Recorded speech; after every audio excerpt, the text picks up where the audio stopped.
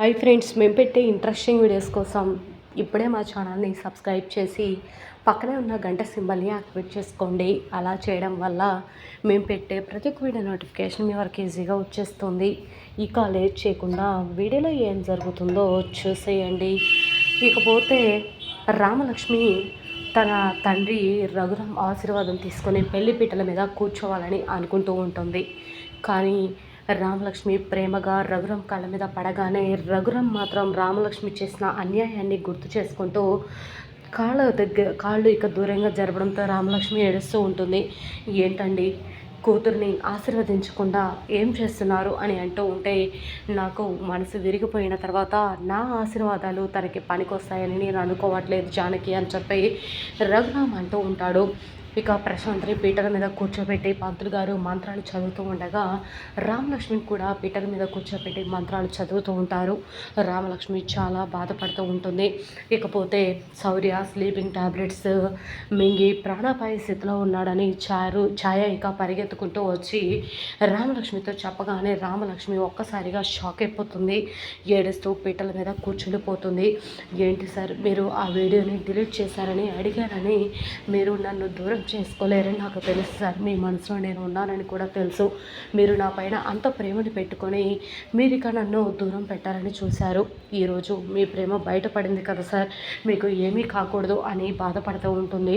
ఇకపోతే పంతులు గారు బట్టలు మార్చుకొని రమ్మని చెప్పడంతో ఆద్య, జానకి, అలాగే పద్మ, పార్వతి అందరూ కూడా రామలక్ష్మిని తీసుకొని వెళ్తారు రెడీ చేయడానికి. ప్రశాంత్ కూడా తన తండ్రి రెడీ చేయడానికి తీసుకొని వెళ్తాడు. ఇకపోతే ఛాయ చెప్పింది గుర్తు చేసుకుంటూ ఉంటుంది.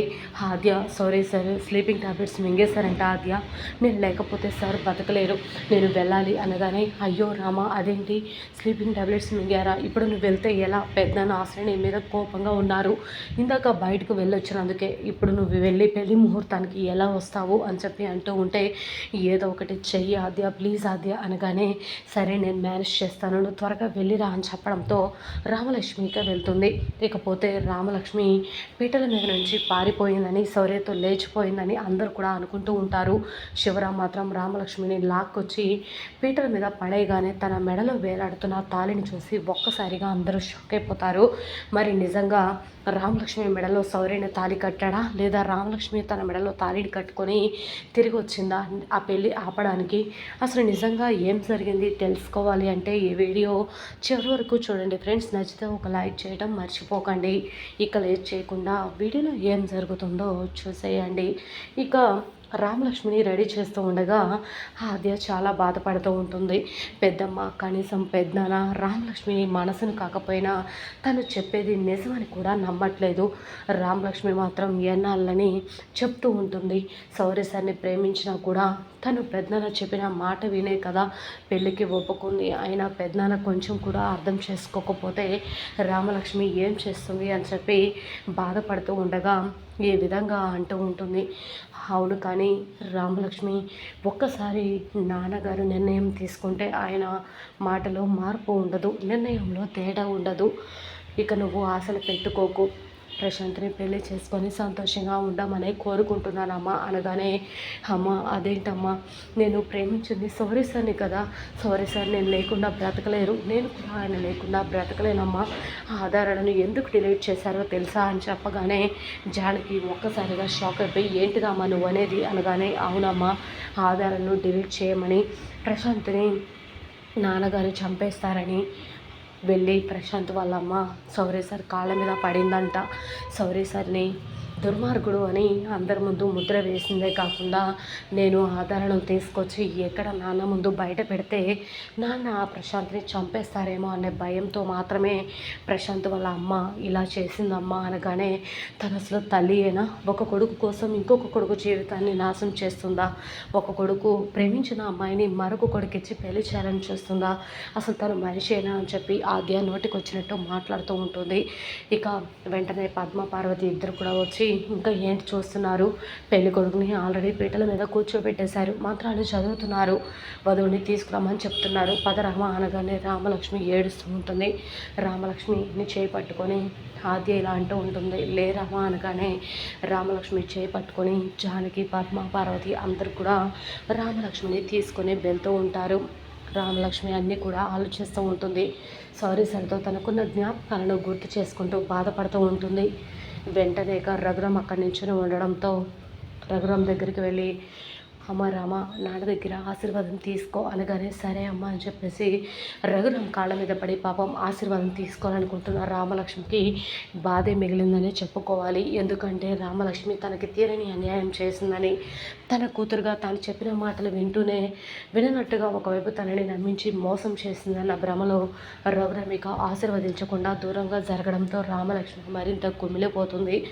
ఏంటండి అది, రామలక్ష్మిని ఆశీర్వదించకుండా ఏం చేస్తున్నారు అని అడుగుతూ ఉంటే, ఆశీర్వదించాలని ఉంటే కదా ఆశీర్వదించడానికి అని ఈ విధంగా అంటూ ఉంటారు. ఇకపోతే రామలక్ష్మిని పీటల మీద తీసుకెళ్ళి కూర్చోబెడతారు. పంతులు గారు మంత్రాలు చదువుతూ ఉంటారు.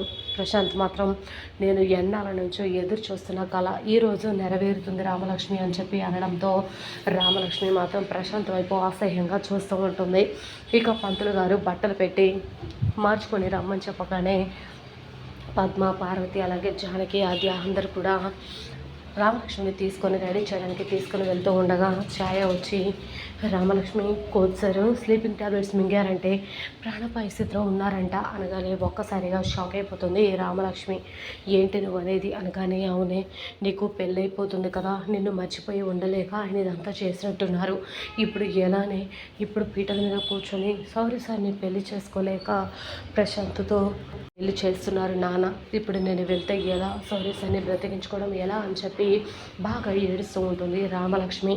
ఆద్య అలాగే జానకి రాగానే, అమ్మ సారీ సార్ స్లీపింగ్ టాబ్లెట్స్ మింగేశారంటమ్మా, ప్రాణ పరిస్థితిలో ఉన్నారంట అనగానే జానకి, ఆద్య షాక్ అయిపోతారు.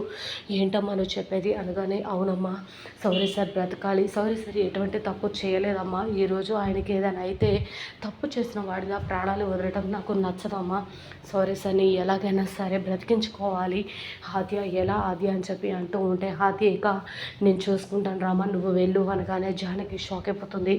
ఏంటమ్మా ఆద్య ఏం చేస్తున్నావు అనగానే, అవును పెద్దమ్మ సారీ సార్ ఈరోజు ప్రాణాలు వదిలిపెడితే పెద్దన్న దృష్టిలో ఎప్పటికీ తప్పు చేసిన వారిలా మిగిలిపోతారు, సారీ సార్ ఎప్పుడు ఎటువంటి తప్పు చేయరు, నేను ముందు నుంచి చెప్తూనే ఉన్నాను కదా అని అంటూ ఉంటే రామలక్ష్మి బయలుదేరి సౌర్య దగ్గరికి వెళ్తుంది. హాస్పిటల్లో ఉన్న సౌర్యని చూసి చాలా బాధపడుతూ ఉంటుంది. ఎందుకు సార్ ఇదంతా చేశారు, ఆ రోజు మీరు ఇదంతా చేయకపోతే ఇలా జరిగేది కాదు కదా సార్, నన్ను ఇక జీవితాన్ని నాశనం చేసి మీరు ఎలా వెళ్ళిపోతారు సార్, మీకంటే ముందు నాకు ఆ స్లీపింగ్ టాబ్లెట్స్ ఇస్తే నేనే చనిపోయేదాన్ని కదా సార్ అని చెప్పి ఏడుస్తూ ఉంటుంది. ఈ విషయం తెలుసుకున్న శివరామిక పీటల మీద రామలక్ష్మి లేదని, రామలక్ష్మి సౌరితో లేచిపోయిందని తెలుసుకున్న గట్టిగా పరిగెత్తుకుంటూ వెళ్ళి లాక్కొని వచ్చి పెళ్లి పందిట్లో విసిరేయగానే రామలక్ష్మిలో మెడలో ఉన్న తాళిని వేరాడడం చూసి రఘురామ్ షాక్ అయిపోతాడు. అదేంటి, సౌర్య ప్రాణాలను తిరిగి ప్రాణాలు పోకూడదనుకొని వెళ్ళిన రామలక్ష్మి మరి మెడలో తాళితో తిరిగి రావడం ఏంటి, అసలు రామలక్ష్మిలో మెడలో సౌర్య తాళి కట్టాడా, లేదా ప్రశాంత్తో తన పెళ్ళి ఆపుకోవడానికి తాను తన మెడలో తాళి వేసుకుందా, అసలు ఏం జరిగింది అనేది చూడాల్సిందే.